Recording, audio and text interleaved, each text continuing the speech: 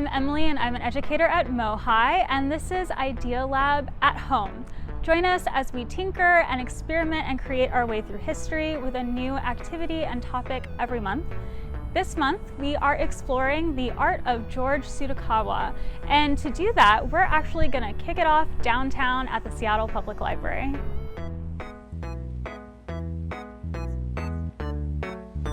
George Tsutakawa was a celebrated Seattle painter, sculptor, and fountain maker.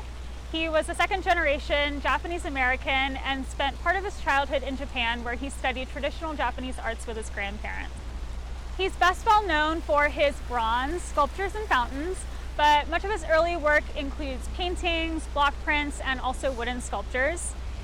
For most of his 60-year career, much of his work was abstract or non-representational, and he really liked to explore the idea of stacked shapes in his work, which were inspired by obos or cairns, which is the ritual stacking of rocks along trails.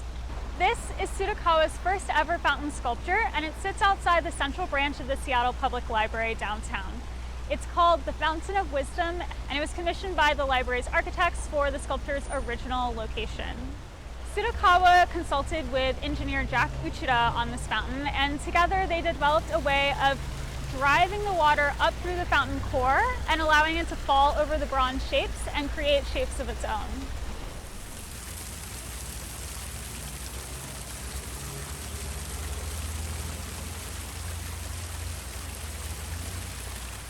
To design his fountain, Sudakawa would both draw out his ideas and also experiment with different physical materials.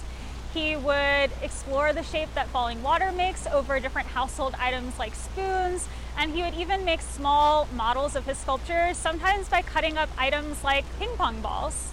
As a young teen, his son Gerard became his studio assistant and would later go on to become an artist himself.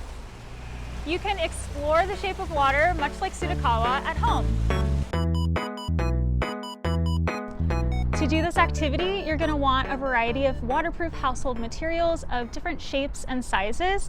You might want some things with holes, or things that are flat, some objects that are round, or things that can pour, or just something that you're interested in what's going to happen with it.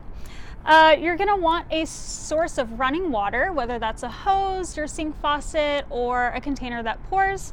And you're also going to want somewhere where it's okay to pour water, whether that's a sink, a tub, a kiddie pool like this one, or just the ground outside.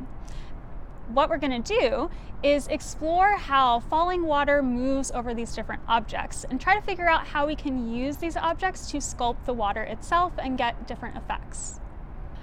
Observe how a steady stream of water flows over the tops of the objects you've assembled. How do the results change if you change the pressure of the water? What if the water doesn't come from a stream but is being sprayed at the object? Next, try stacking or arranging your objects together. How does the effect you get from one object change the way the water interacts with the other objects below it? Finally, build a prototype of your own fountain sculpture or design one on paper. You can locate the activity instructions in the link below or on the MOHAI website at mohai.org/education. You can visit George Tsutakawa's Seattle sculptures in person or virtually with an online neighborhood tour curated by his daughter Mayumi, which is available on the MOHAI website at mohai.org through the end of 2021. And many thanks to Mayumi for her work on the tour, which inspired this activity.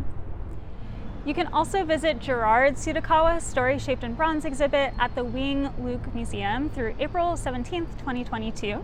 And the Wing has also created a self-guided interactive walking tour of all of Gerard's works in the city. Thanks for watching!